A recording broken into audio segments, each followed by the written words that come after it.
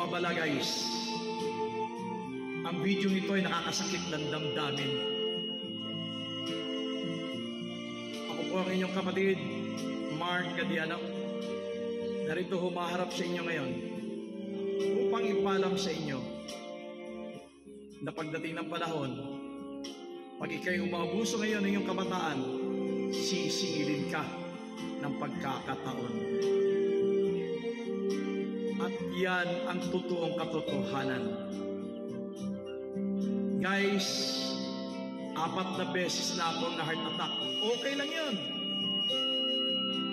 Kaya natin yun. Kayang-kaya natin ang heart attack.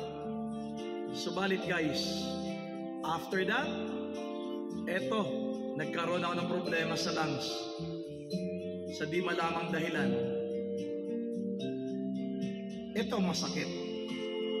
Nung aking kabataan,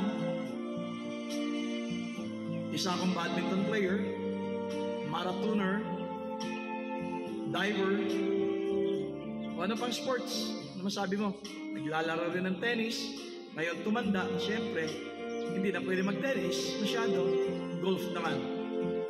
Very athletic ako guys, subalit ano nangyari? Ito ngayon, kaharap nyo. Umaharap ako sa inyo upang ipaalam sa inyo na naniningil na sa akin ang kalikasan. Huwag mong antayin, guy, na ikaw naman ang singilin. Kaharap nyo ako ngayon, umaharap sa inyo upang magbigay ng babala na kahit gaano, di ba? Kaganda mundo. What a wonderful world.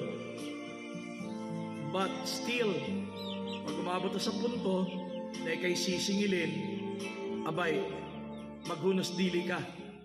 Dahil sisingilin ka ng iyong katawan.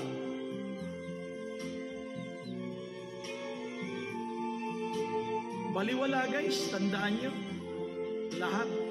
Ito nga ngayon, iniisip ko na.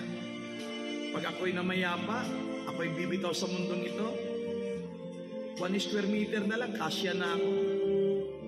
At hindi nga, 1 urn na lang. Kasi ang plano ko, magpapakremate ako.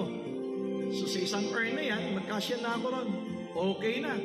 2 lang pagpipilian ng mga maiwan ko sa buhay. Pwede nilang itapon sa sapa. Pwedeng gawing fertilizer. Pag tinupak-tupak, aba, pwedeng pangbuhos sa septic tank. Wala tayo magawa, talagang ganun ang buhay eh. Ang hinihiling ko lang, kung sino ka man, nakaharap ko ngayon, kung sino ka man, ikaw, kaharap ko. Mag-ingat ka na sa sarili mo. Mag-ingat ka sa kalusugan mo. With that, guys, maraming salamat at magandang araw hanggang sa muli sa susunod kong anong tawag nito? Sentimiento de Asukal. Naway mapakinggan nyo. Maraming salamat at magandang araw sa inyong lahat.